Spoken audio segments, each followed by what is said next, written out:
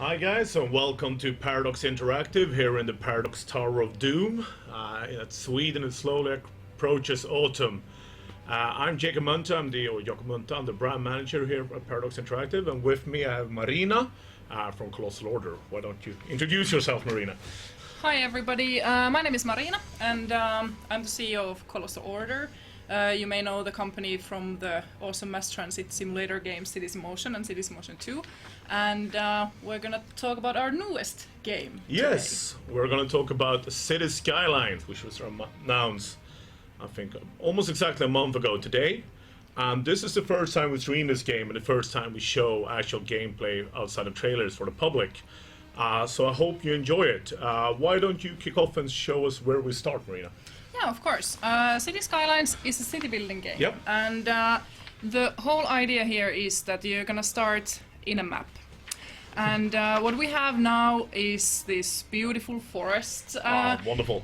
Which doesn't actually have that much yet. So we're gonna just start by laying a couple of roads here. And Yes, I can ask, what engine have we built this game on? City Skylines uses Unity, Yep. as did our Cities Motion 2 title, so we're kind of familiar Yep. with the engine, and it's actually really suitable for these kind of games. So we're just gonna lay down a couple of the basic roads, and you can see with it that it comes with a grid. Yes. In city building games, the basic idea there is that you can actually zone different kind of areas. Yeah. So in the game over here, you can see this green bar. Yeah. This is the demand, which actually tells you that what kind of zoning does the city require to function properly. So nobody's living in the city yet, so we're basically gonna start by laying a couple of the residential zones. All right. So Just as an example. Yes. So you just how do you just paint that on, or how does it work when you zone? Yeah, there's different kind of tools. We have this kind of autofill tool. If you know, we can just start by choosing a section and basically cover one huge area at once. What I'm gonna do here is that I'm gonna lay a couple of more roads just to make it so that it's a little bit more dense. Okay. This is just basic straight roads. We have a lot of variation to different types of roads. Okay. As Can you can show see here. some of them? Yeah, of course. And the curved road is something that we're extremely proud of. I have to say. Yes. In Cities in Motion 2 we had it. We of course have to have it in this game. Yep. This is something that we're gonna go for the freeform one. And just as an example, you can pretty much do all sorts of crazy things. This might not be the most optimal now, but just as an example. Yeah. And the tool is pretty powerful. So if we, for example, want to lay some one-way roads and everything from small gravel roads to highways, you can actually build with this one. So we can put some pretty avenue here, for example. There you go. But also, there's some roads you started up with there. What do they do? Yeah, in the map, of course, if you think about this now, I have zoned here the first area. But how are people actually gonna appear to your city? So you can see the green area here, which is the zoned area, but there's nothing happening.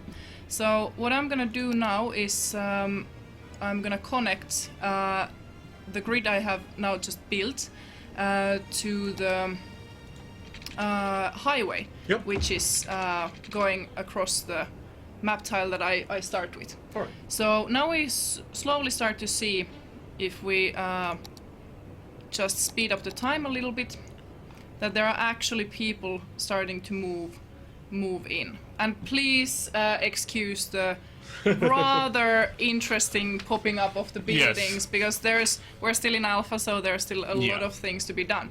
But over here you can actually see the first houses now appearing. And we see some icons over those. Yes, so basically, what do people need?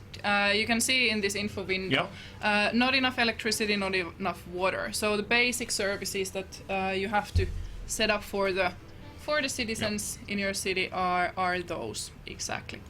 But what I'm gonna do here is I'm gonna just build a little bit more. Let's put a little bit more zones in. And if you like to change a road now, do you have to demolish it, or if you want it to be more beautiful, or? No, of course not. You can actually just change the road type by upgrading it or downgrading it. So what we have is in the road building tool we have this upgrade road tool. And for example now if we want to have some decorative trees, for example from here, it's super simple to just change it.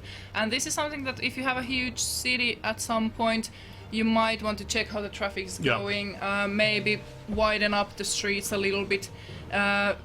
The zones are not so critical of that. They will basically just move a little bit to make some room. Of course something needs to be demolished, but... And now you can see the people moving in. Oh, there you go. So... That's excellent. All right. And let's put a little bit more. Yeah.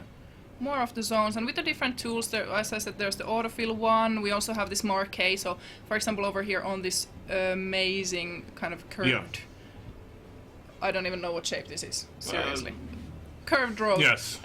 We can actually use the marquee tool to cover a huge area. So this will definitely help a lot if you know that you want a lot of the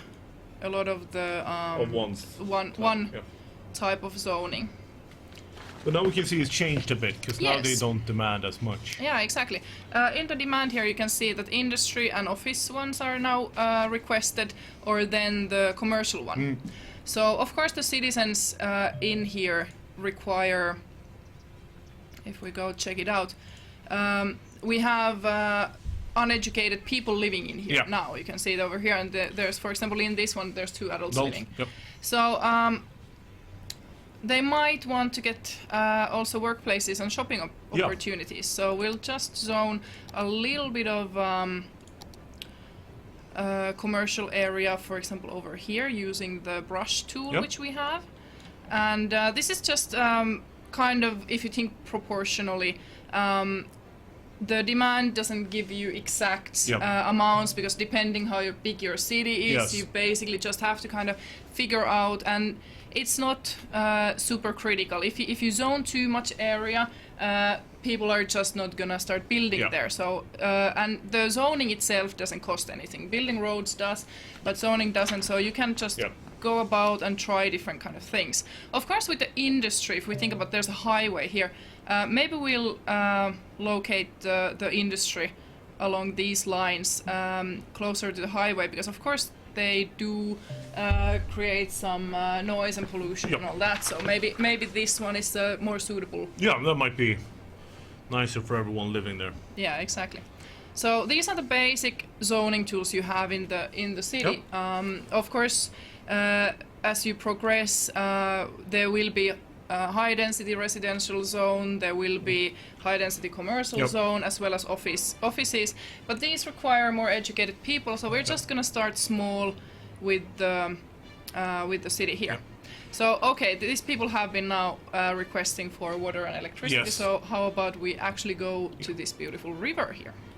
Quick question just before, how does the traffic work? Is it just a graphical representation, or are there actually people driving the cars? Is it So we actually have unique citizens in City Skylines. So all of these little people here going about and driving, they have a function, they have a home, they have a job, hopefully, if you're a proper job creator, depending on the financial situation of your city.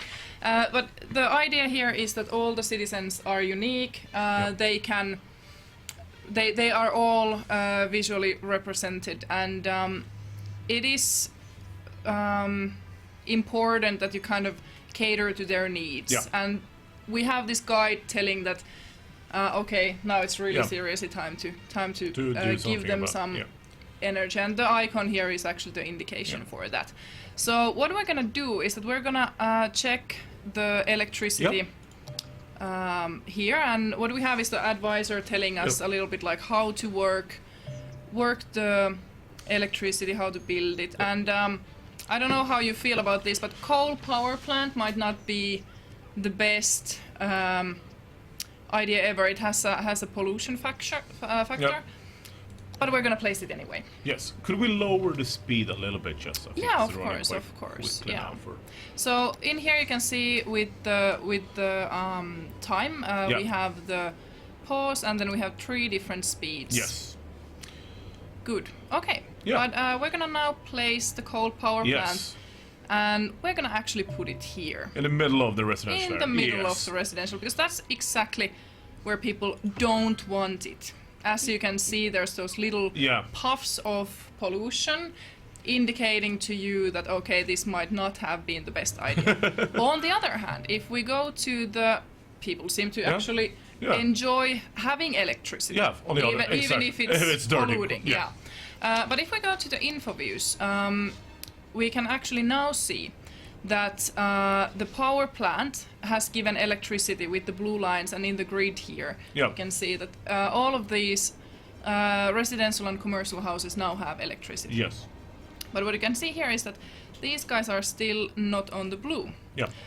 How do we fix that? Is that we're now gonna just draw super simply the power line from another grid to another. All right. And soon you can see over here the electricity going, and even the industrial area has now electricity. Okay, good. So with the polluting energy, we're just gonna Yes. Can we see handle- now quick in a map mode if the pollution here?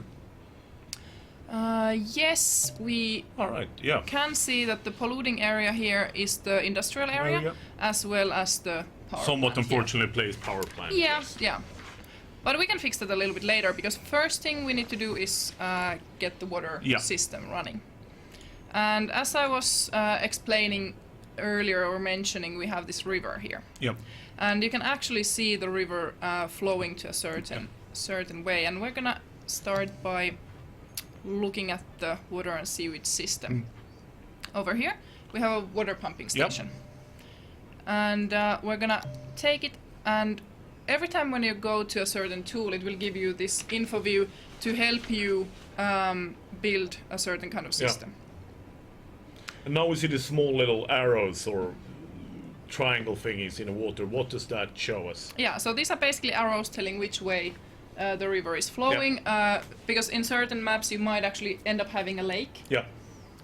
where the water is relatively still. There might be small currents, but it's rather important that if you look to the instructions the game gives you on the